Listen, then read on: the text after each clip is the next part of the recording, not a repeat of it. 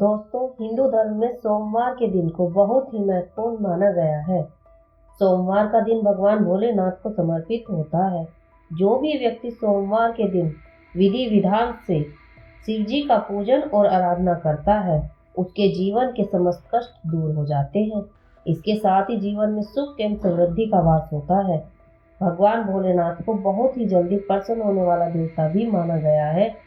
भोलेनाथ का विवाह पार्वती जी के साथ हुआ था। इसके लिए पार्वती जी ने सैकड़ों वर्षों का कठिन तप किया। तप के बाद एक वक्त ऐसा भी आया जब पार्वती जी ने भगवान शिव की परीक्षा का सामना किया।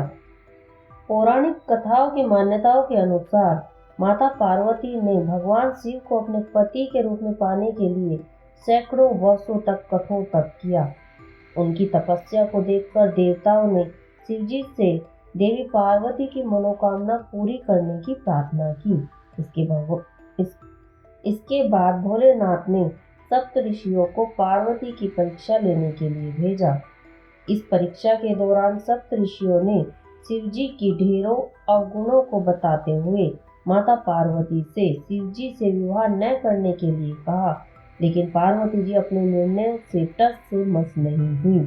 इस पर खुद भोलेनाथ ने माता पार्वती की परीक्षा लेने का निर्णय लिया। माता पार्वती के तप से प्रसन्न होकर शंकर जी उनके सामने प्रकट हुए और उन्हें वरदान देकर अंतर्ध्यान हो गए। कुछ क्षणों के बाद ही एक मगरमच्छ ने एक लड़के को पकड़ लिया और लड़का मदद के लिए पुकारने लगा। बच्चे की आवाज सुनकर पार्वती जी नदी किनारे पहुंची और उनका मन द्रवित हो गया। इस बीच लड़के ने माता पार्वती को देखकर कहा कि मेरी न माँ है, न बाप है, न मेरा कोई मित्र है। माता आप ही मेरी रक्षा करें। इस पर पार्वती जी ने मगरमच्छ से कहा, हे मगरमच्छ, इस लड़के को छोड़ दो। इस पर मगरमच्छ ने कहा कि दिन के छठे पहर जो भी मुझे मिलता है उसे मैं अपना आहार बनाता हूँ, यह मेरा नियम है। पार्वती जी के विनती करने पर मगरमच्छ ने लड़के को छोड़ने के बदले पार्वती जी के तप से प्राप्त हुए वरदान का पुण्य फल मांग लिया। इस पर पार्वती जी तैयार हो गई। मगरमच्छ ने बालक को छोड़ दिया और तेजस्वी बन गया। अपने तप का फल दान करने के बाद पार्वती जी ने बालक को बचा लिया और एक बार फिर भोलेनाथ को प्रसन्न करने के लिए तप करने के लिए बैठ गई।